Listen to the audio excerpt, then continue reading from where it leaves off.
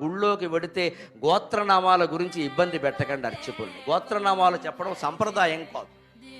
అది ఎందుకు వచ్చిందో తెలియదు. పైగా ఒక్క యజమాని పేరు చెప్తే చాలు.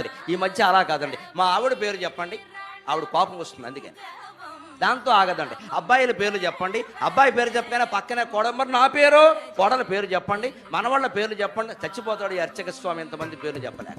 ఏమైనా జనాభా లిస్టా, ఓటర్ లిస్టా?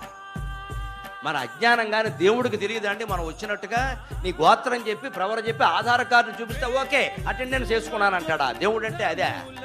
మనం ఎవరమో మన గోత్రం ఏమిటో మనం ఏమిటో ఆయనకి తెలియదండి. మనం ఎందుకు చెప్పమంటాం తెలుసు? అహంకారం అమ్మా లోపల. ఆడాళ్ళకి మొహమాటం లేకుండా చెబుతున్నానమ్మా, ధర్మపత్ని సమేతస్య అనే అనాలి, పేరు చెప్పకూడదు. గుళ్ళోకి వెడితే గోత్రనామాల గురించి ఇబ్బంది పెట్టకండి అర్చకుల్ని. గోత్రనామాలు చెప్పడం సంప్రదాయం కాదు. అది ఎందుకు వచ్చిందో తెలియదు. పైగా ఒక్క యజమాని పేరు చెప్తే చాలు. ఈ మధ్య అలా కాదండి, మా ఆవిడ పేరు చెప్పండి, ఆవిడ కోపం వస్తుంది. అందుకని దాంతో ఆగదండి. అబ్బాయిల పేర్లు చెప్పండి, అబ్బాయి పేరు చెప్పగానే పక్కనే కోడలు, మరి నా పేరు, కోడల పేరు చెప్పండి, మనవాళ్ళ పేర్లు చెప్పండి. చచ్చిపోతాడు ఈ అర్చక స్వామి ఇంతమంది పేర్లు చెప్పలేక. ఏమైనా జనాభా లిస్టా, ఓటర్ లిస్టా? మన అజ్ఞానంగానే దేవుడికి తెలియదండి. మనం వచ్చినట్టుగా నీ గోత్రం చెప్పి ప్రవర చెప్పి ఆధార్ కార్డు చూపిస్తే ఓకే అటెండెన్స్ చేసుకున్నాను అంటాడా? దేవుడు అంటే అదే.